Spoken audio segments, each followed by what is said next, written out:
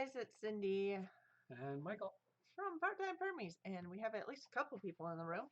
Got your mom and Gary. It's good. See who else shows up. Somebody is a little wound up, and I'm trying to get her settled down, so we'll see how that works. Sharon, hello from North Carolina. So you are near one of our friends, a few of our friends actually. A lot of people in We do know a lot of people in North Carolina Carolina. and South Carolina. Yep. So, but Tina, who joins us a lot, is I believe in North Carolina as well. So, hopefully she'll. And there she is. Hi, Tina. Um, yes. Thank you, Curie. And Helix wants on the lap already. And this little one is not settling down yet. So this should be an interesting live show. Got the cat and the baby. Yep. And the cat, by the way, the baby's been planting cat pretty darn nicely. Yeah, so far she's been grabbing other things. Won't be long before she grabs the cat. But I've seen her actually reach out and touch and kind of go along the soft kitty fur, and could be louder. Okay, I will adjust. Yes. Apparently, let's test it. Testing. Trying to bump it up. Is that better? Or too loud? Sound check. 1, 2, 3. How about you? I just make sure.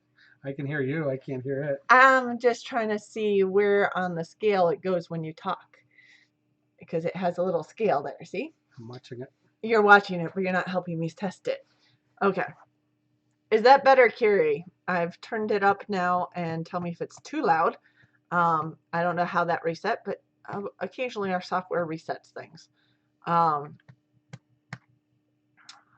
Okay. And yeah, much better. Oh, good.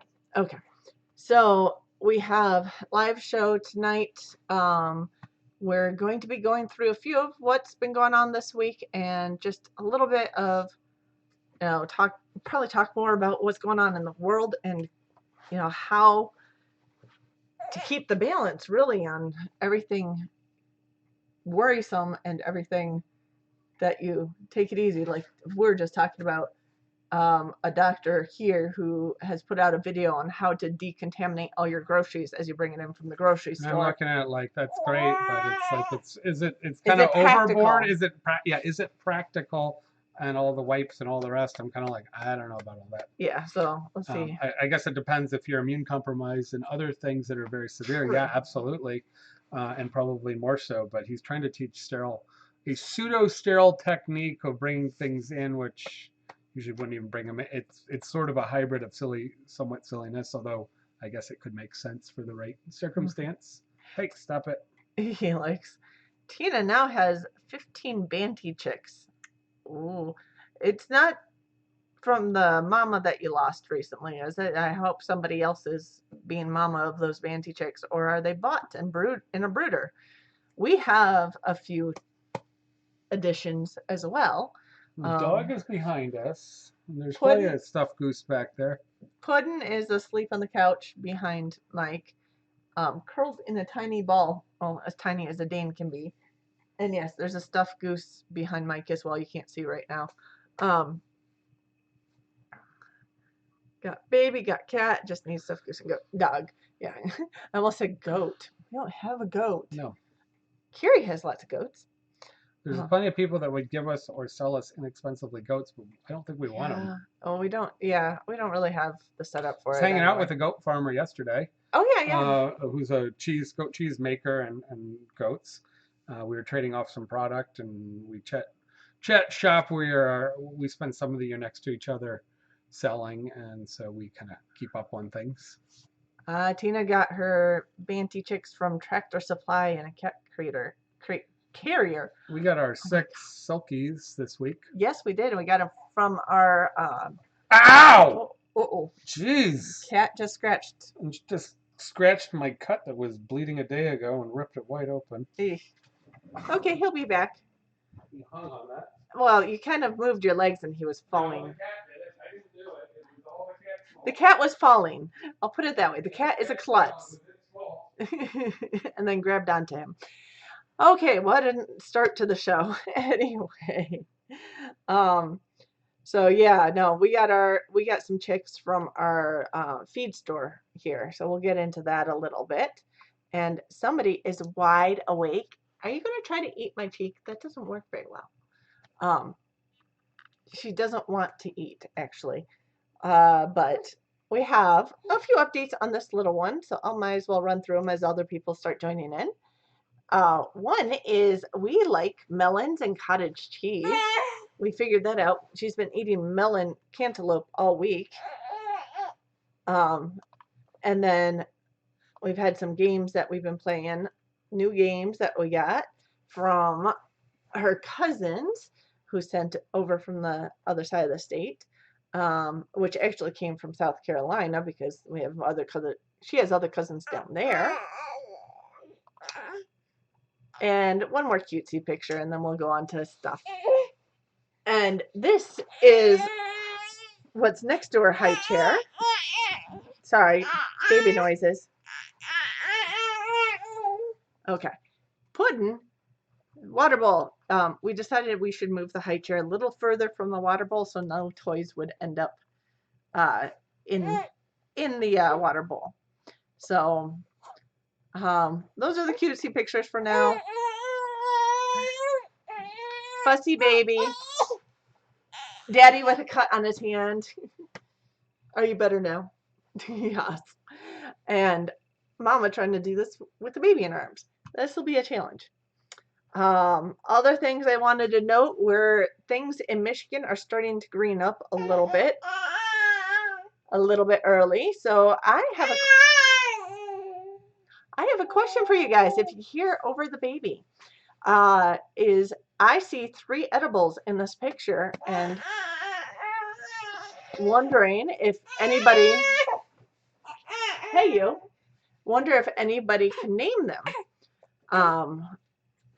If you see in the center, there's one in flower that just started flowering and has flowers everywhere. It's a very cold weather plant. There's one at the top of the screen and one at the bottom of the screen. All are edible. So those, anybody know what those are? Besides the grass. The grass is the only thing that's not edible to people. She just wants to be on camera. I guess so. Should we transition back to her and come back to this question later? We might have to do that. She was bouncy in her bouncer just a minute ago, but then she started yawning, so I figured she'd want to go to sleep, but apparently not. Anyway, I don't know how long Mike takes to put a Band-Aid on his finger. I'm not sure about that. Oh. You okay, Mike? Yeah, I just gotta find where the Band-Aids I used Oh. yesterday went. Oh no. She ripped right into a place I just took a Band-Aid off from this week. Oh no. Like yesterday that I... Oh, you don't take the claws off the cat because then the cat would have to be indoor only, which would not work well right now. So she just wants to be on. This little one has been loud. No, he doesn't have COVID-19. I don't think so. I think he has allergies. So we got warm yesterday, and this morning was almost 60 and sunny, and then it got cold and rainy, of course. But yeah, it was definitely felt a little bit of allergies today with getting that warm for a day and a half. Yeah, no, it's definitely been warm. Does he need stitches? No, from the cat? I don't think so. He just cut right across the... I bashed my finger on Monday morning into the top of one of my speed rack storage units, and it scraped off the skin on the top of my knuckle. And then the cat just... And then I had it wrapped up most of the week and irritated it a couple of times, bumped into it a couple of times, and I had just taken it. It was still tender, but I had just taken the Band-Aid off today, and it was pretty good. And he cut perpendicular across it with his nail. Yeah, that was not fairly deep. Yeah, the klutzy cat. Yeah. Hi. Oh boy, you're gonna give everybody smiles. You say, "Dear Daddy." Oh boy, somebody's gonna steal the show. You're still jumping? She's still jumping. She was just in her jumper. She might have to go back in that jumper if she keeps this up. Jumpy, jumpy, jump. Oh my goodness. Okay, strong baby. 13 Moons just joined in. Hello. We're juggling things at the moment. But yeah, so should we go back to what's growing outside? Do you know what any of those things are? There's 3 edibles, and of course on our screen there's it's a lot tiny. of pepperweed up right now, which I think No, it's not pepperweed. the center. Nope. Is that I see some clover in there on the outside. Yes, there's a clover. Towards the bottom. Anybody else on the screen can make some guesses. At the top, there's one plant, which is kind of hard to see on our screen because it's so tiny. Yeah, it's so tiny I can barely see it. And then in the middle, that's actually wild cress. That isn't what Nobby calls pepperweed? No, it's not. Okay. She has something else she calls pepperweed. This is bitter cress. We got a lot of bitter cress. Chickweed's up top. Tina got that one. We have some chickweed in a few places. Yep. We have it all year almost. We have it in a window well right now. Yeah. Quite a bit. Yeah. It grows under the snow sometimes. Yeah. So we got lots of things. I will save my other wild edible for later. I'll come back to that. But my project last Sunday was to make this, which is in that is a storage bin with its top cut out and fencing put across it. And that is inside. We have a cozy coop heater. That's a radiant heater that you use in a chicken coop, and feed and waters. And the main reason for those, of course, and I don't know why this picture looks grainy here. I'm not sure if it'll look grainy on the main screen, but got chicks. We have silky chicks. So, and I was showing Bella the silky earlier today. So that's where these pictures are all kind of coming from. But so we have 6 silky chicks. The story behind that, some of you guys probably already know. Hi, Rachel. It's all about a balance of farm and baby. No, I'm joking. The story behind that, of course, we lost 2 of our silky mamas who do all the raising of all her chicks. And a possum got it. Both of them, like 3 weeks ago. Gosh, yeah, the weeks are blending together. Ago. Yeah. Yeah. So we need some more silky mamas because they usually raise all our babies for us. One was young. It was just probably about to start laying eggs. It may have just started laying eggs. The possum probably was in there eating the eggs because it had gotten itself into the coop. So we got a bunch of fuzzy butt chickens. 6 of them. 6 of those.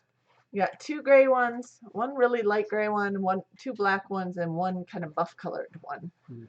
Yeah, so you let me pick. So I tried to get I knew we wanted some black and blue ones, but I wanted to get some lighter ones, so we had a pretty good mix. Yeah. So we've only had blue, black, and splash before because that's all a single gene variant. One's either going to be white or really light. Light gray, it looks like lavender. Be a blue or lavender, yeah. I think it'll be lavender. And then lavender. we have a yellowish one, so we'll get a mix of things. Yeah. So depending on how many of our females. Yep. Because we just need girls, we don't need boys. We have a rooster already that's black. So, and somebody is going head first. You wanting to lay head first. Okay, you. Who knows? She'll probably be crawling. She just rolled over. First time. Was that last night? Yeah. That was last night. Hey, no touching the keyboard. She rolled over the first time all the way over. She's rolled out to her side. Some of our silkies have had blue skin or black skin. Yeah. I think they all do. Yeah, black meat. Black skin, well, technically gray. Yeah. And same with their meat. They all have that dark color skin. I don't know if this yellow one's going to be like that. No, even the white ones are supposed to have that. So I'm assuming the yellow one does too. But you cannot sit still. Yeah. Okay, we're going to do hopefully I don't shake the floor too much, but we're going to bounce her a little bit here. Oh, not working. Juggling baby. So I hope everyone's being safe where they're at because things are crazy changing with the COVID. I mean, I'm just going to show 2 numbers here in Michigan. If this shows up well on the screen. So let me just adjust that. This one is Friday. Friday, we were at 2,600 COVID cases in Michigan, mostly around Detroit. Yeah, like 80-90% in the Detroit metro area. Yeah, and I'm going to zoom this other one bigger if I can do this without the baby going nuts. And this is today, 5,400. We've almost doubled in 2 days in this area. So, well, not in this area. In Michigan. Yeah, we have a very low count in our area. Yeah. Although it's growing. Yeah. But still, Detroit is really what's significant. Detroit's the hot spot, and hardly anyone seems to be talking about Detroit. They're talking about all these other hot spots in the air around the country, and of course New York's worse off right now, and I think Seattle's already peaked. It seems like they may have, yeah. Hard to tell. Just from watching the general numbers that are reported, and of course that's all underestimated too. But that is one thing I get concerned about because most of my family is on the east side of the state. And we'll see if a bottle distracts this one. She's laughing at my shaking the bottle. And Linda's here. Hello, Linda. So, yeah, so I mean, I hope everybody else is staying safe. I don't know if any of you guys are near any decent sized cities or if you guys are all out in the countrysides. We're near Kalamazoo, but we're definitely out in the rural, and our state's on lockdown, except for essential employees, which apparently I am essential. I have a food business, so we can essential. or are essential. I have some clients that consider us fairly essential. You deliver to the hospital too. Yeah, I send small amounts to the hospital. I Yeah. just gave them one small order this week, turned it around right away in one day. I gave them a big order for their other units the week before, and I don't have any pending orders. In one way, we're totally open and available to do more for them, but I also don't want to bug their purchaser too much. We are small, and he can pull things in faster and probably cheaper other ways. So the more they need it or want to support or have something that's a little different, we want to do that. But if they're overwhelmed in purchasing and food service, we also don't want to be in their way on our what amounts to hundreds of pounds, but they could bring in much more, much faster if they needed to. But we're doing that, and then we're doing a bunch of farm stores. I ran across to the east side of the state twice this week, including today, to reload the 4 stores that are in the east, not as far as Detroit, but they're all in around Ann Arbor. Ann Arbor, University of Michigan area, which is very, very quiet. I was in on Tuesday, and I was in this afternoon. It's ghost town. Yeah, ghost town, total ghost town. A lot of the students have left and gone back home, so that removes like 25-30,000 people and maybe some professors and other things. So that quiets things down, but it's very quiet. The farm store, I really only went in. On Tuesday, I went in for one store. Actually, I hit 3 stores, one in a nearby town, one on the outskirts, and then one downtown. And I just drove through the edge of downtown. I think I saw one person dropping off linens, basically, and the store I dropped off at had almost nobody there. I got a call the following day that their other store, which is closed down to do drop-off boxes and deliveries, I will be back. You have to take over. Is absolutely out of control. And they can't pack stuff fast enough, and they're having a hard time keeping product in. And did we know about that? And could we bring them product? Yeah. And I was kind of a little dismayed that I had emailed and called them before leaving and said I was just there yesterday to the other store and offered extra product, brought it with me just in case, which I don't usually do. And so I said, but I'd be happy to turn around. Just give me a big enough order, which it sounds like they need to. It's about 200 miles, and it's going to take 4 hours or 5 hours of a large portion of the day to do that. Yeah. So I said, I don't mind doing it. I want to help you out, but just give me something that's worth my time. Yeah. So I went in there again today and dropped off 10 more cases. They had 8 or 10 people. Their other store is completely a dark store that's packing now. And they were packing. They had 8 or 10 cars there doing deliveries, and they were doing a crazy heavy business in local grocery drops. So hopefully they sell a lot more. I told them, well, we'd like to not come in more than every 2 weeks, but If you have that much product that you need, please let us know and we'll try and get you replenished. So that's been a big deal for the people that are there that have, this is all local product and a lot of it's organic and other things. So people that have specialty needs or requests, some of them are really pushing hard for these products, and a lot of them are also trying to support local agriculture. Yeah. So Tina misses pierogies. Okay.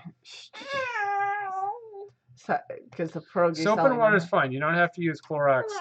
Viruses die very easily, and or get washed away. And a reusable soap and water is actually very effective. Obviously, ammonia or quaternary ammonia or sodium chloride or iodine or other things, acid, base, alkaline, all are very effective at quickly killing virus. So it's actually not hard to do it. You just have to do it.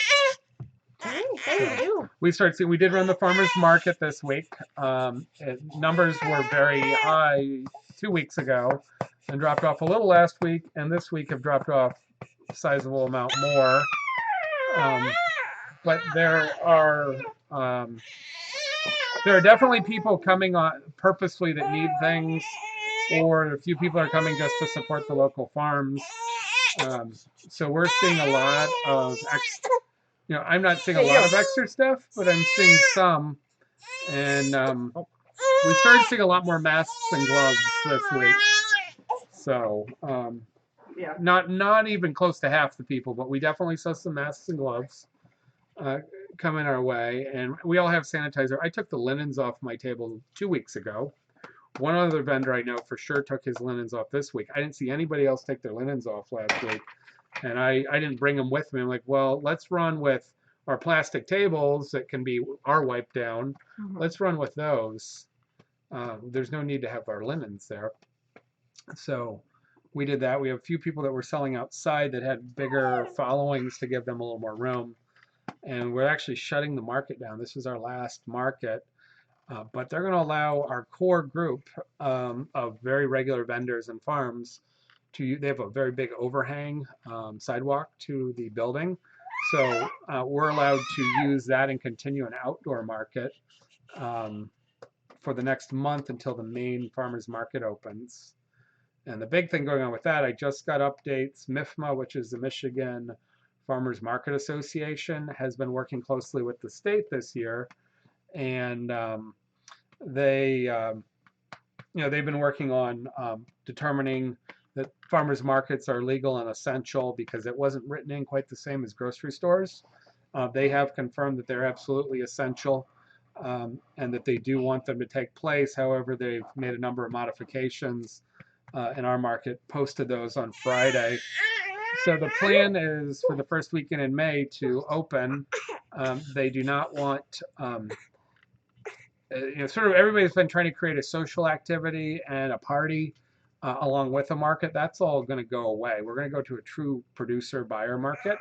So they're going to have no artists, nobody who if you make soap, you're fine. Otherwise it's going to basically be food products, but no artwork or jewelry or any ancillary things are going to be allowed. They're going to remove all the seating. They're going to all sampling, all food demos, all entertainment is going to be removed. And they're going to try and space out the vendors. So some vendors just aren't going to come, but they're going to try and give a little extra space. I think they may control the flow of people coming through. They're talking about a guy who's selling in a hazmat outfit, selling pierogies in a hazmat outfit. You know what? If you got to do that, go home. That's my opinion. If it's that important that you need to be protected, stop selling pierogies. Yeah. Personal opinion, but I don't have tolerance for the silliness of that type of marketing. You're either susceptible and sick and at high risk, or you're taking some calculated chances. But taunting in a hazmat outfit is just ridiculous as a sales tactic. I mean, you can wear gloves, you can wear a mask. Starting to see a lot of gloves and masks. I have some of that with me. My preference, going back to knowing food handler, which we wash our hands a lot, and I carry sanitizer and things. I know the studies show that you are no safer with gloves on than without gloves in the food preparation world. And in fact, many times people have a false sense of security and fail to change gloves or Isn't that the wash yeah? regularly. So, and there's a lot of chefs that have a preference not to waste all the plastic and gloves and costs and be attentive to be much more active in washing hands. Yeah. Money handling is an issue we're looking at. The farmers market wants gloved money handlers for cash. Um, so it's not going back and forth to produce and other things. We're lucky because we're a boiled product in a package, so we have a lot of safety in that. Mm-hmm. But that's kind of where we're going for the farmers market this year. So we'll see what the vendor turnout is. We'll see what the client turnout is. Some days I feel like the farmers. Tina, you're not a stalker. Some days I feel like there's a lot of people that come to farmers markets as a tourist attraction, which is absolutely fine. We want everybody there. Uh-huh. But there's people walking around. They don't even know why they're there. They just showed up there. And they maybe get some food to eat, which is good. And they come in. This is how you can always tell the farmers market person that you're not excited about. When they come in with the Starbucks coffee cup, the extra large one or some other variant, to the farmers market, we all laugh. We're like, yeah, they're a big buyer. They're really here to support because there's like 6 coffee vendors. Yeah. And I get you need your coffee in the morning, but that's sort of a telltale of who's going to buy actual groceries and who's buying silliness or nothing at all. So you get a lot of people on big holidays that come through and they're just kind of cruising through with family or friends as an entertainment, but they actually don't buy much, which isn't a huge help for a lot of us. I do feel like the farmers market this year, even with reduced numbers, those that are there are going to be pretty much buying and leaving. And that's what we're seeing already right now in the market. So it's going to be a whole new game. Okay, so Yep. I'm playing it by ear with this little one. She does not want me sitting down, apparently. Yeah. Last time went by, hey, the guy loading the truck had a bandana over her face and nose. Drive through a metal barn and don't get out of Maybe the truck. dust allergies. Maybe. Yeah. We have a local chain of oil change shop here, Uncle Ed's, which has always done in car, and they do a whole customer service deal. And so they're running advertisements right now. They've taken away the tablets that you sign and look and bring your car. They're like, you will never get out of your car. You will never touch our facility. You will never touch any of our equipment. Our technicians will never enter your area, your space. Please come get your oil changed. So they're actually using it as a further marketing. And a lot of the quick oil changes are somewhat similar. So they're doing that. I did go to the feed store this week to get the Silkies. Yeah. Talked to the owner, and a couple of updates he said is he is selling all of his chicken feed and most of his other feeds almost daily. Is not that they're totally out of grain, but they grind and blend a lot of their own grain. So he says we are selling, and sometimes he's had chicken farmers come in and take 100 bags. Because we were selling all of our chicken feed. I said, well, I wanted to get like 15 or 20 bags possibly upcoming. He goes, well, don't know, maybe. I get you 5 or 6 and you can come back and do more. But he says it's really touch and go. He's gotten his first chicks in. He gets chicks every 2 weeks or something he has them already dialed in with his preferred hatcheries. He requested an extra 1,000, which he typically does for giveaways to good customers and kids and whatever else, extra sales. They didn't have a single one to give them, and if you've been following, almost all the chicks in the country are called for, and you order them weeks out. And so he's dialed in his basic orders for a lot of his customers. Because I was asking about running meat chickens a little earlier, getting about 25, 30 meat chickens, and he did have a cancellation of 100. But and so he said he'd be willing to give me some of those. And I said, well, when is the next time you're getting them in? He says 2-3 months, maybe. He says it's all booked. So, and I saw national articles to that effect. Not only are people that do small farms or do homesteading want their chickens earlier or a few extra, they're saying a lot of people are pent up at home and have time on their hands, and so they're taking on chicks where they've always thought about it, like new. They want to take on chicks, so they're buying up all the extras. There's 2-hour waits at Tractor Supplies and other places for even kind of the cheapest, most run-of-the-mill stuff. They're selling out right away. And then a lot of people also think they want them for eggs, but they're not going to have eggs for almost 5 months. 13 Moons is in Oregon and said that they're close enough to Seattle to be concerned. Everyone's pretty cautious. Businesses are offering a lot of curbside delivery. Here They're they're doing doing that that. here Yeah, too, we have all restaurants closed down. except for delivery and takeout. You can't eat in the restaurant at this point, which Yeah, and means a lot of most the of the fine takeout they're dining. meeting you at the door. Yeah. So, um, yeah, most fine dining closed. Many places tried to convert to a carry-out situation or offer free delivery to try and keep key staff working. Many of them starting this week have actually closed down, and I think we're going to see more. What they found is if they weren't already in a delivery segment, like casual food, chain restaurants, pizza shops are doing maybe not great, but they're selling heavily. But other places that try to convert all their business to online are finding they just are not doing the sales, and between not getting enough revenue to make it worth it and also concerned about having their delivery staff more exposed, I'm just starting to see a bunch of them close down now, and I think we're going to see a lot more of those over the next week or two stop operating. And so you'll be kind of back to your traditional heavier carry out places. So I have a cat and a baby on my lap now. You keep freezing for a second or two. Oh, I haven't noticed our signal bouncing or internet bouncing around too much. I don't know if that's a YouTube thing or whatever, but it looks pretty good right now. If it keeps happening, Carrie, try refreshing and see if it $15 tomato does it again. plants start growing seeds. Oh That's my ridiculous. goodness, Not even yes. worth it. Yeah. And they're all and that's the thing with the mass growers. Their vegetable plant starts are just like they have their own viruses, plant viruses, and you get so many diseased plants with bacteria and viruses that are poor quality that yeah. Oh, don't hit the cat.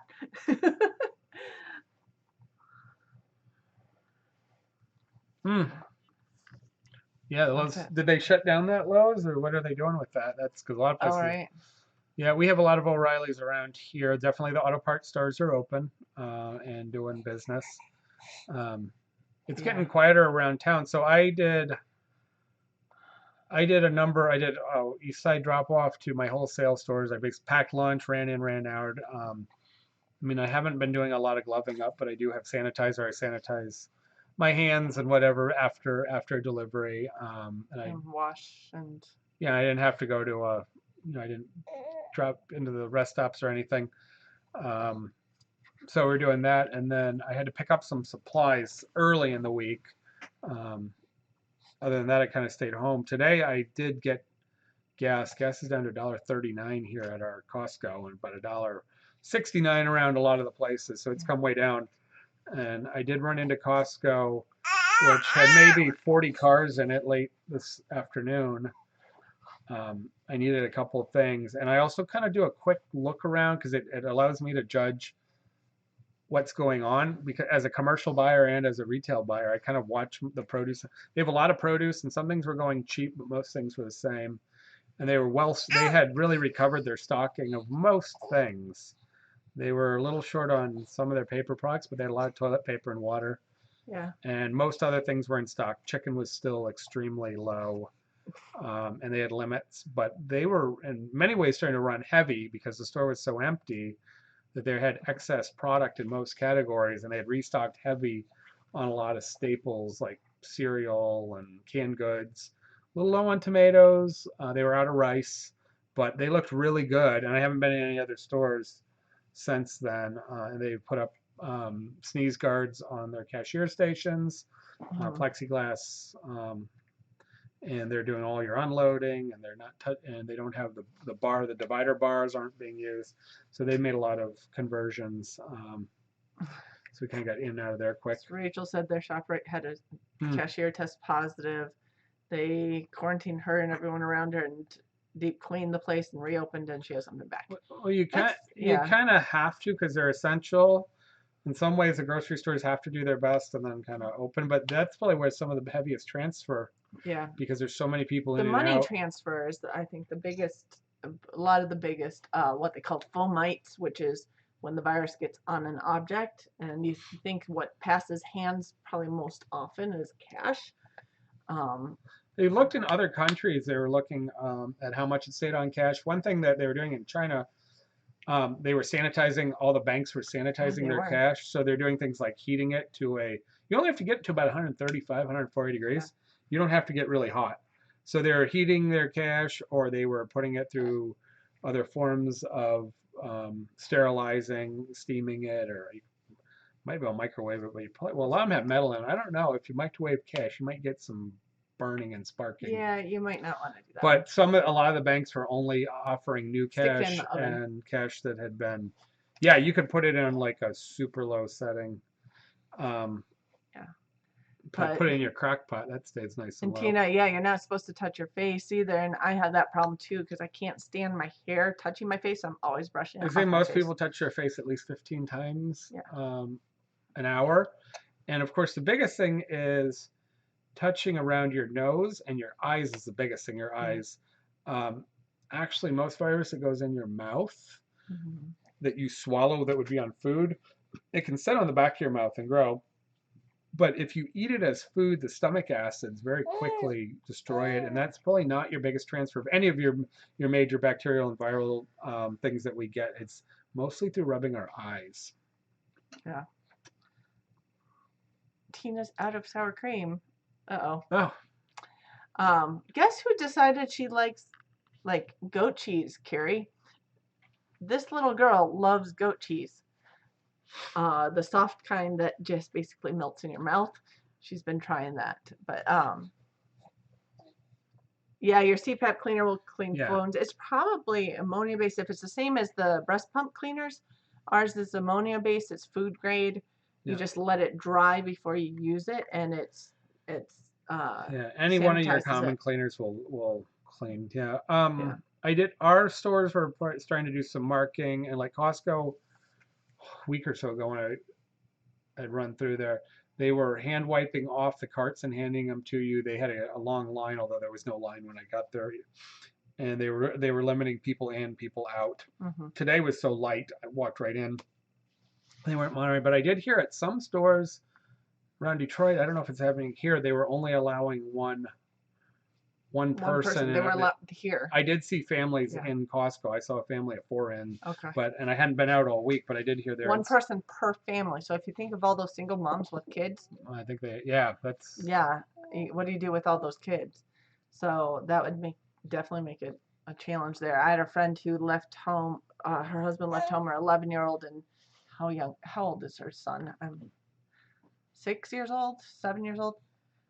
Technically, you're not supposed to leave a kid under 12 to babysit, but they had no other way to do it. She was working and her husband needed to do the grocery shopping, so he had the 11-year-old babysit.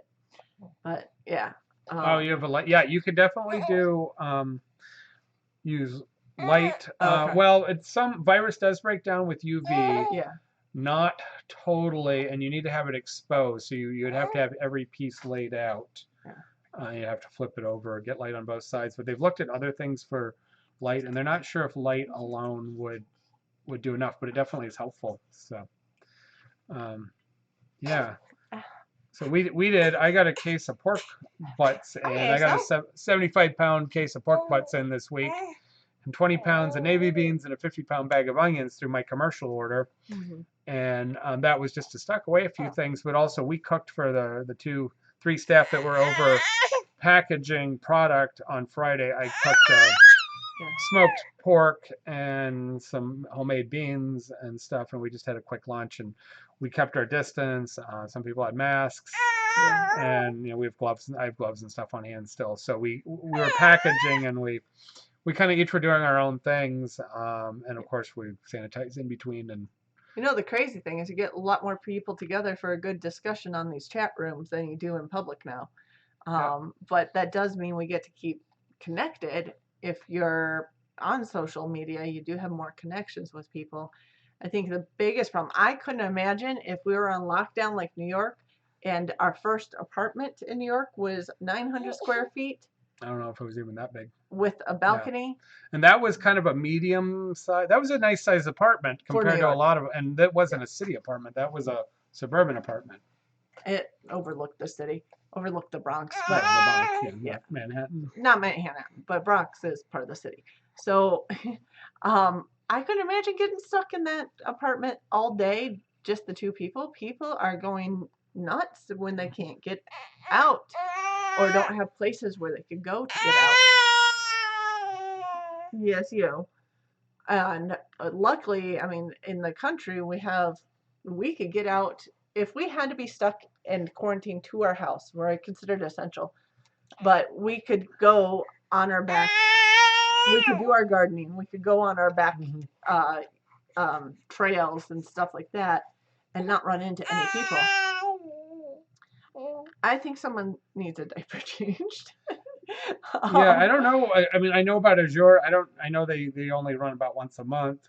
I don't. I've seen some ads or some. I get some emails from them. I don't, and we don't buy from them. I was looking at some product, okay, some grain from them for my business. So they're still pushing that they're out there. I'll be back. Yeah. So there's a couple ways you can buy. I mean, you don't have to buy wholesale, but we have GFS stores on Gordon Food Service, which has a retail store in town where you can special order things. And of course, they sell things at retail. I have a wholesale account, so I can order a shipment and get it drop shipped there of anything within a day. And I have my commercial pricing, which is actually their pricing isn't great. It's just a little bit lower. So um, Cisco in some segments were opening up their wholesale buying pickup points, and they were selling off things like par cooked hash brown potatoes, certain types of produce, a lot of things that are running real heavy that restaurants typically use, and they don't have a good outlet for them. They're actually discounting them and selling them to the public. Um, and then there's a number of different ways to do that other groups, but some of the wholesalers will now sell to the public because with their commercial business kind of dead, if they're not selling to grocery stores, they're trying to find ways to make money and offload product. As far as best crock pot item for pulled pork butt. So that's the shoulder, that's the top shoulder or the picnic, anything on the front shoulder. It's very inexpensive, probably somewhere between $1.30 and $1.99. Bone out's better than bone in. Usually for yield, you'll pay a little more, but it usually works out. You can, it's got a good amount of fat. It's got about 30% fat, which is actually what you want. A lot of it will melt out and it'll stay very juicy and tender. So the reason I bought a case of pork butts is one, I want to be able to sell them at cost to a couple of my friends if they want something. They're very low cost. They're more versatile than beef or ground beef. So ground meat can only be used so many ways. A pork shoulder, you can oven roast it, you can barbecue it, you can cut it into cubes and make stews or like green chili with it, or saute, cut it into a little fajita saute. Um, you can slice it thin, or and it can get a little fatty for doing like a chop, but you can grind it. It's actually the perfect grind ratio of fat to lean for making Italian sausage or bratwurst, and I have a large grinder, so whereas ground beef gets boring. You can make chili, you can make burgers, you can make, meat sauce, do a few things, then you kind of run out of things to do with it. The pork is more versatile and half the price, so I can fabricate it, keep it frozen, fabricate it, and then grind as I need it.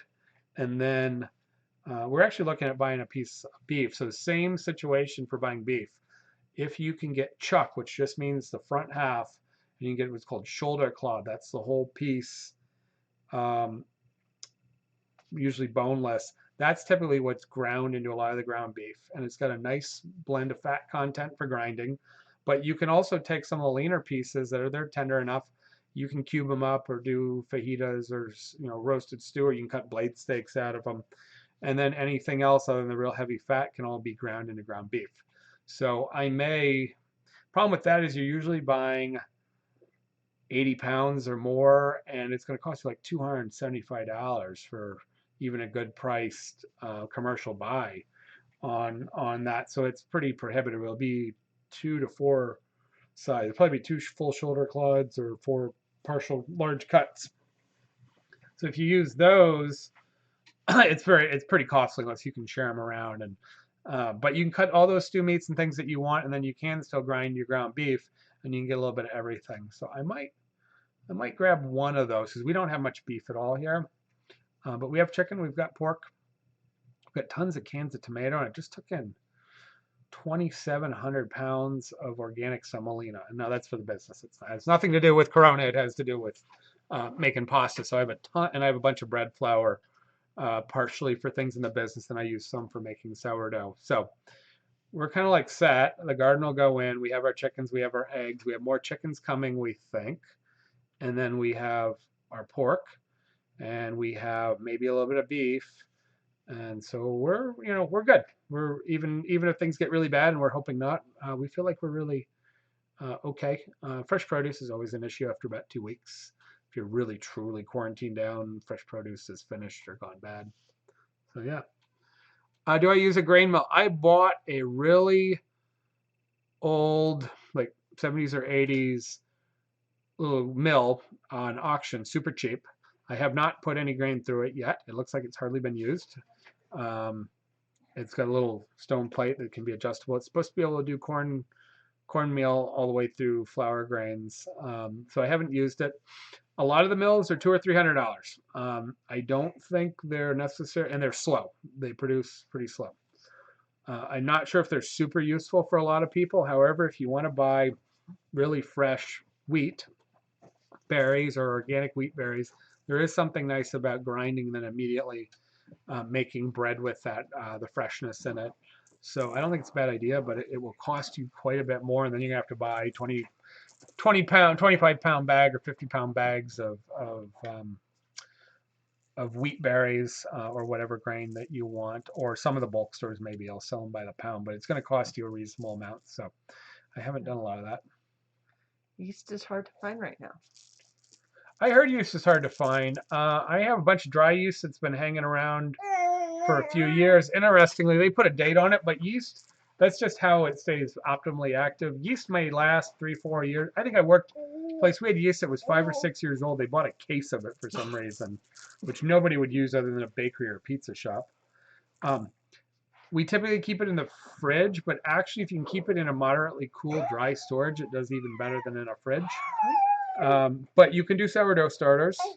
You can start a sourdough without having any yeast. It will show up naturally. You won't be able to use it right away. But you can. There's good recipes for creating sourdough starters, or getting one from a friend. You can batch it up. So then you need your grain, but you don't need any yeast. So, and there was a question about what to do with sourdough. How to use sourdough starter. Yeah, well, you use sourdough starter to make bread for the most part. However, people do use some of the leftover sometimes to make like pancakes. Yeah, Stefan had just posted a picture of, I think it was sourdough pancakes. Hey, yo. Yeah. Someone's tired. Someone's tired and doesn't want to fall asleep. Yeah, my sourdough is an all rye sourdough. It doesn't have to be fed very often. I actually held it off in the fridge, back to the fridge for about 3 months, and I fed and dumped it like 2 times, and then I think I used it on the 3rd time this fall, and it came right back. It didn't. Some sourdoughs are a little more picky. Now, those are primarily for bread. You can do like the Amish starters, the friendship bread starters, which are a little more. It's a different culture. You can do a lot of sweet breads and loaf breads and blended things and tart shells and such.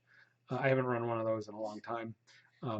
Those need to be fed a lot more frequently, and I believe a lot of them have dairy in them as part of it. So it's more of like a soured milk and yeast, it's the yeast bacteria combo.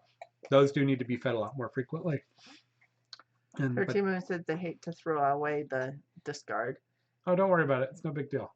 I mean, you can use it in something. Well, it depends on how much you want to batch up. So you can make it to any portion. So my sourdough bread uses 200 grams of per like 1 kilo loaf, so like a 2 pound, 2.2 pound loaf. of dough uses 200 grams, so about 10%. Sorry, 20%. 20% starter. So what I'll do is I'll batch up for 2 or 3 batches, loaves, plus maybe just a little more to keep it going. Um, and then I don't have much left over. But if it does get old, just toss it out. You've lost the cost of the flour, but that's it. It's really not a big deal to throw a little bit. Yeah, Joe Winger uses the discard, which can be a little over its prime. A lot of people do like to do a pancake with it. It's a little more tangy, more like a buttermilk pancake. Mm-hmm. Yeah. So the original Belgian waffle is an overnight yeast. So you might be able to try that recipe, and you just have to watch how fast it grows because a lot of sourdoughs grow slower, and they each have their own flavor and they each have their own rise and crust and different characteristics. There's many different sourdough characteristics and different ones. So you could try a bunch of things. I don't worry about the very small amount. If I'm throwing away a couple 100 grams, mine is a 50-50. So it's 50% water, 50% grain. So it's minimal amount of product being lost. I mean, you might be able to give it to in your feed, mix it in your feed, but you know, use it for your soaked grain to start the. Yeah, I don't know. Well, the lactobacillus is good. I'm not sure putting a heavy yeast in there. load is going to be good for some of the animals. That's true. The lactobacillus isn't an issue. So. And yeah, it did have a picture for Ask the Chef. That's today's dinner. Oh yeah, that was dinner tonight. Yeah. That was kind of leftover dinner. That was leftovers dinner. You use what you got though. I mean, in times like this, you got to use what you have in your fridge. So I typically cook. Yeah, I cook things and we kind of use some leftovers either for lunch or we build them into other things. So what is this? So that's some of that smoked barbecued pork that had a rub on it. Just made a homemade rub. Sliced it thin, put it in our cast iron pan. So it's basically twice cooked pork. Tastes a lot like Italian porchetta, but it had more like American rub on it, or similar like a twice cooked Chinese pork, crispy. And you take all that extra fat that's sometimes a little fatty, and you let that crisp up and render out, and it gets pretty good. I have some about 80 or 90% rye sourdough, so it's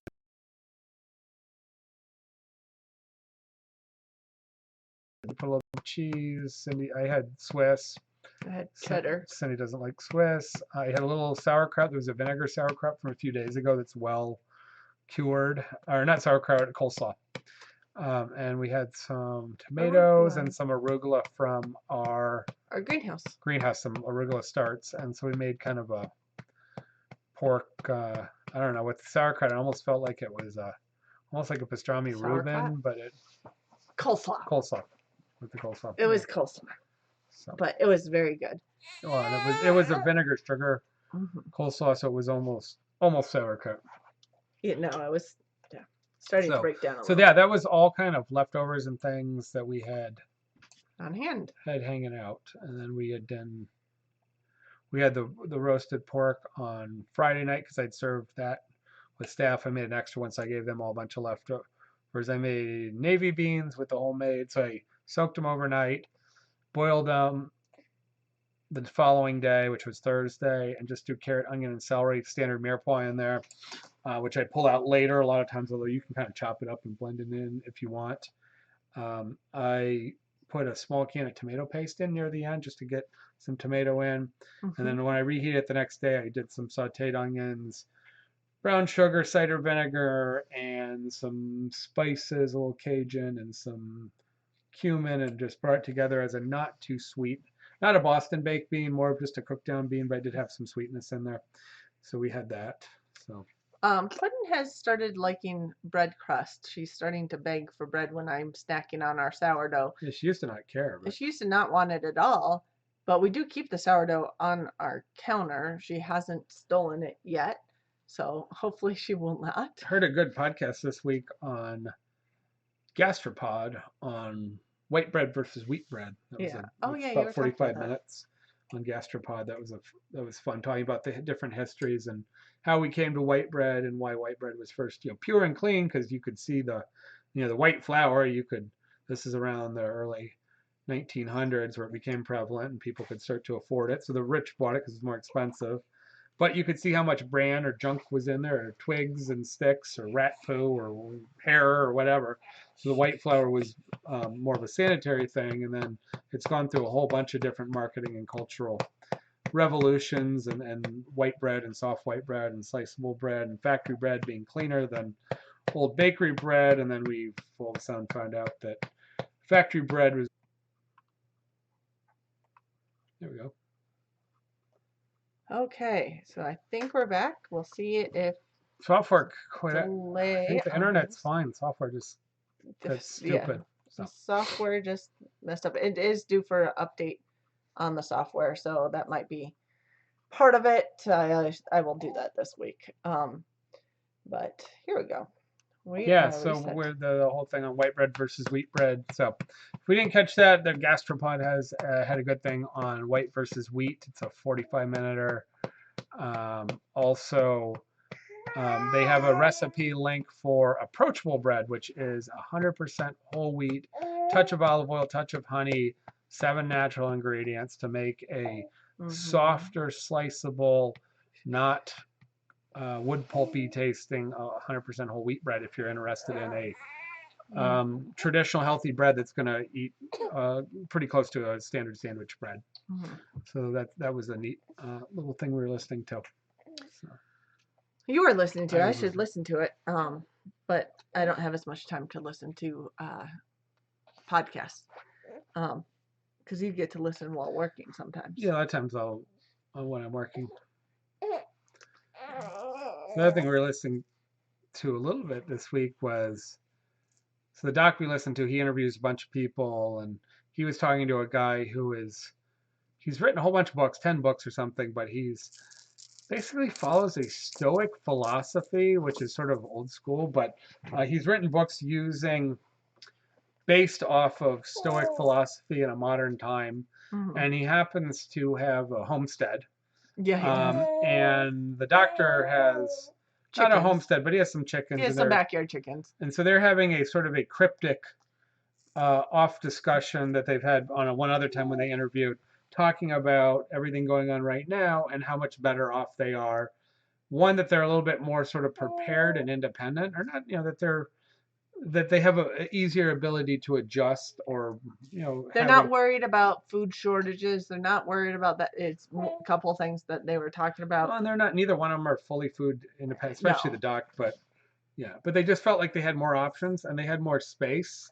And then they were kind of talking about time, and that they could direct to patterns and uses of time and sort of normalcy or quiet, or focusing on, they're talking a lot about Churchill and during World War II, and things like Churchill painted and he laid bricks and he had gardens, and different, that there was these different activities, and that they were kind of spending time in these activities. So these guys were throwing around these ideas of people being at home a lot more. This was recorded in the last week or two, so things were kind of getting going, and that they were looking at their patterns of new things that never thought possible, how they readjusted from really crazy travel schedules, and how they were taking on other tasks, and how moderating those tasks. They realized they didn't have to travel. Yeah, they didn't have to do things as much, and they could kind of evaluate what they thought was important, what they liked to do versus what they thought they liked to do and had to do.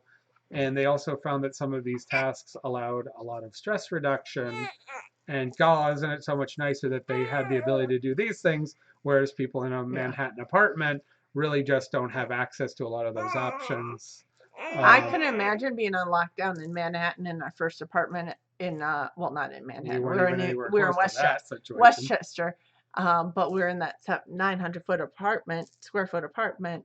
We did have a balcony with, that we grew plants, food on. We had a full balcony across the front of it. It was about 10-story building. But we also had houses, fairly dense houses, and we had a tree-lined in the neighborhood. Major road, so there's actually quite a places to walk around. Yeah. And there were some parks and things that were sort of sideline street parks that would have been accessible if we were there. Whereas when you're in Manhattan on a pure concrete and asphalt, situation with much, these are called, these are low rises or mid Yeah. rises versus 50-foot buildings. It's a different, Or it's a 50 different story scenario. Yeah, building. 50 story. Yeah, Yeah. it's a different scenario than our building. So yeah. That didn't do it.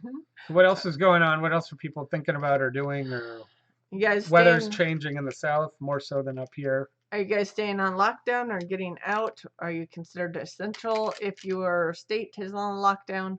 Not all states are, but We're sort of like semi. We're like, you should be at home with status. we are, yeah, stay home, stay safe executive order. But the police and everybody have been told, don't ask Don't, yeah, questions, don't do anything. don't Just arrest for they're people not being out. doing. There is no checking of anything. Obviously, Yeah. if there's a big group together, they're going to show up and be like, what They're are you gonna doing? break up groups, but yeah, Do you have a good reason? But other than yeah, that, um, nothing's going on. So yeah. So, but yeah, a lot of people, like my parents, are on complete lockdown. My sister's kids haven't been out for 2.5 weeks, but the parents are both considered essential, so they're still working. Although my sister's only working part-time at this point. Um, so yeah, it's been a little bit nutty in Michigan, but things are, I think, just taking off. So I think we'll see where all this goes. yeah, for me, I've been busy enough trying to produce um, pasta for the last couple of weeks. I was actually supposed to have my tax appointment last week, and they're doing those by not in person. And he said, drop it off. And I said, look, I don't have stuff quite done yet. I still haven't touched a lot of it because You had big orders. yeah, I'm still working on orders, but there's no hurry. They're going to get to it, but I need to get on that. The big thing that's going on with us, I'm on some conferences for some small business things locally, and through the accountant in this group and a bunch of other businesses, we're getting tons and tons of emails. The business strategy of handling, do you stay open, do you keep your staff, do you lay off your staff, are there grants, are there loans, are there, how do you limit costs? And there's been a big discussion on that. We're lucky because my overheads are very low when I idle things. Mm-hmm. There are costs involved in licenses and insurance and and things like that that proceed, and and subscriptions for like software, but they're pretty low because I don't have a major lease. Um, Whereas restaurants usually are premium property, so they have a huge lease that's burning up. Mike, And you moved your leg when the cat was he was already adjusting. moving. No, he was still half on you, and so grabbed my leg to hold on. So yeah, Klutzy cat. so we had 8 different businesses. I think 4 or 5 of them were in on that web conference because we couldn't meet in person. One runs a brew pub, so a lot of the brew pubs are selling beer to go. We're doing drop offs. We're doing live music, over YouTube or whatever. And Oh yeah. but we had a house cleaning that has some essential cleaning jobs. We had a roofer and a gutter, seamless gutter. Small businesses that have been mandated as of this week, they may not work. Everybody was told any started projects can continue. And then all of a sudden, about last Thursday or Friday, all the construction sites went dead. So critical maintenance, plumbing, roof leaking can be done, but all of the commercial building and all of I think even the hospital, I think they're off the building at the hospital. Okay. They have a major building being built at the downtown hospital. And so we were talking about how do people moderate that and looking at how people are paying their bills, businesses, how they're paying their staff, and looking at our state and federal as far as workers' comp, or as far as unemployment and other things. And there's a whole bunch of small business grants. The things are changing every day, and a lot of the material isn't specific enough. But if you don't fill out the material absolutely perfectly, you get thrown to the back of the line to adjust it. And a lot of the programs that are out, we have almost $1 million out in our area for small businesses in $10,000 grants, but those will go very fast. So there was a lot of that. So a lot of small and medium-sized companies, their senior staff are spending most of their day strategizing and putting out fires and trying to figure out how they're going to handle all these financial situations and dealing with their customers. What we decided is, because we're still doing some sales, we're not doing as much. We need to focus on doing production. While we can do production, it's not worth my time sitting at a desk trying to figure out nuances of paperwork. I probably don't qualify for a lot of things.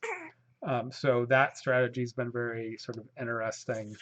And we also think a lot of the restaurant world, the fine dining restaurant world, is going to go dark for quite a few years, because there isn't going to be a demand for it to pop back. Casual dining will pop back at some point quickly, but fine dining, which is what I'm more involved in and sell to, I think a lot of those businesses are going to have to go out of business. They're not going to have a customer base, and they're already, a lot of them are, they're always touch and go. Restaurants are always, even ones you think that are very successful, are frequently very leveraged and very touch and go on staying open. So. So I like your helix, Tina, the double helix. I only have one of them though. Tina's essential because they supply police car and ambulance parts. Yeah. That would definitely be well, essential. Just in general, because you are allowed to, you need transportation, that's essential. And repairing your car is essential. And at least in Michigan, repairing your house is essential. They're very clear that mechanics and auto parts stores are essential. Yep. But no new car sales. That's cut off. Is it? Yeah, I guess the dealerships are cut off, but the repair shops are still open. So, and now what happens if someone totals their car and needs a new car? Yeah, I mean, a lot of these places, like our bank, went to appointment only for if you need to do an in-person transaction. Like I was just thinking at some point, I'm going to need more petty cash. I'll run out of 1s and 5s and 10s. And I'm like, well, I can't get $100 in 1s from the ATM. So I'll have to make an appointment to go in and get petty cash, although I'm using less of it. Things like that. And of course, other business transactions are. So there's actually a lot of essential businesses in one way or another. But a lot of places can do appointments. I'm sure you can call the dealership and get an appointment to look at a car or buy a car if there's a need there. They're definitely still running advertisements. Yeah, well, that's what I heard anyway, that they were supposed to shut down, except for the shops. But yeah, it's a little weird here. There's hardly anyone on the roads except trucks. Yeah, delivering cars to home. Yeah, that's Yeah, that might. I guess work. You may not be able to test drive it, but a new car is a used car is harder to tell. A new car is a new car. You kind of. Yeah. I guess you can give it back to me if you don't like it. Yeah, the drive-through banks are open. Yeah, all the drive-through banks are open. Yeah. But that all just changed this week for us and for most people. Yeah. Long line though. Yeah. Is there? Yeah, I haven't been. Well, I do know I went to the ATM about 2 weeks. A lot of times I do my deposits in person. It's just a little easier, but I don't have to. And so about a week and a half ago, I made a deposit in the ATM, and the downtown ATM was filthy. I mean, I noticed that it's a wind-blown area. It's a downtown on a corner, and it was just filthy with road grime and who knows whatever else. I'm like, wow. I almost sent an email to them like, could you clean your ATM, especially now that everybody. And then I had to go back to do a deposit this week, and it was shiny clean. It was like, yeah, they finally figured out that it was filthy. Yeah. I guess they have nothing to do with the person that's sitting there all day. Carrie said someone totaled the street sign on their county road. Speed limit is 75 because she's in Texas and they drive fast. Yep. Guessing he needs a new truck. You can do a lot of damage going fast hitting small stuff, that's for sure. Yeah. Furniture and appliance stores are delivering as well. Yeah. That's good. One thing we heard from the stock, he was talking about, he says he started this week, in the last week or two, evaluating him and his family. They do a lot of athletics and different things. And he's like, you know what? I've decided I'm not going to do anything that I wouldn't do if I was 1,000 miles away from good medical care. And I saw kids out skateboarding this week before I heard this podcast, and I was thinking about, I'm like, I don't know if I'd be out skateboarding right now because a lot of stupid things happen skateboarding. Yeah, don't want to end up in the ER right and you're now. Like, they're too busy and they don't want to see you. You don't want to be there. So while maybe riding, and people are in there talking about mountain biking and Mhm. like going out for a run or going out for a basic bicycling. Yeah, you can always get hurt, but chances are not that great. You can go for a swim, but extreme sports, Yeah. and there's certain things that he was like, I want to treat it as if I'm 1,000 miles out in the middle of the wilderness and I'm gonna have to take care of it myself. And if he's a surgeon by trade, but if I can't fix it here and now, I'm going to think hard. Do I really have to do this activity or do my kids need to do it? He was somewhat jokingly saying he'd rather bring his young kids, rather bring them to urgent care for stitches or something. He said, I would rather do surgery on my kids in my living room right now than bring them Yeah. to a hospital. Now, it's probably an exaggeration to some degree, and he is a surgeon, but yeah, that's sort of his thought is uh, not to go out of his way. The roller derby girls are not skating right now. Well, Make yeah. sure no one gets hurt. Well, plus it's contact sports aren't going on right now. I saw Um, a friend. my sister played roller derby for 10 years, the Detroit Derby Girls. She hasn't since having kids, but yeah, that was one thing we used to go to all the time too. But nope, I'm sure that shut down. I saw a friend who did an Instagram of working out and thinking positive, and he's got a basketball in hand and tank top and all sweaty. He's got two or three guys behind him, and it was shot today. I'm like, Yeah, you're good paying move. And attention he's to in, I everything. think, Florida. So Yeah. I was like, yeah, great move. Yep. Put that out there. So I mean, I know some places they don't want people outside, which doesn't make a lot of sense. Here, our governor has encouraged Going us out. to do individual activities. State parks are open and free. They've closed off all campgrounds, all primitive campgrounds, all play areas. All welcome centers and all Yeah, that sort of but thing. they're like, if you can go out and go hiking as an individual activity, they're like, we encourage you to get out and walk around and ride your Yeah, bicycle and do for things. mental health, you got to do that. Yeah. Now somewhere I forget what state they're like they're gonna arrest you if you're riding your bicycle. That was Chicago. That sounds crazy. Chicago was going to arrest people for going outside from an article Yeah. I read, but that was yeah, Without being an essential. yeah, But that's crazy because there isn't much risk in your bicycle. no, I mean, the what you're breathing air and you're riding around, big deal. Yeah, that really surprised me. okay. So, Just seeing if there's anything else. Teenage boy with two broken arms was in the waiting room from skateboarding. Yeah, we had a skateboarder go through our cancer center parking lot the other day. He was jumping over different things. Um, I mean, it's one of the more accident prone. Actually, soccer is one of the most accident but prone. again, you're in That's a yeah team. You're yeah not going to be doing that you're not supposed to be doing that. So, now. but they really. But yeah, I Oh, really think cool. skateboarding or skating of sorts would be. 13 Moon's husband's photographs for Derby. Oh, really? That's so cool. Yeah. My sister was trying to get me into it, and I actually, for a while, was with a team north of New York City that I was learning how to be a ref a little bit, but then it just got to be too much, too many things going on. So, because my family all grew up figure skating, so we know how to skate. It was just transferring onto quads, which has a different. See, we'll see right now. Oh, it says we're connected. We're connected, Mike. Good. Kind of. We'll see. Let's see when I might have to restart this one. It might have been the whole internet restarting itself on our end. Okay, here we go. Let's try this. Yep, we're connected.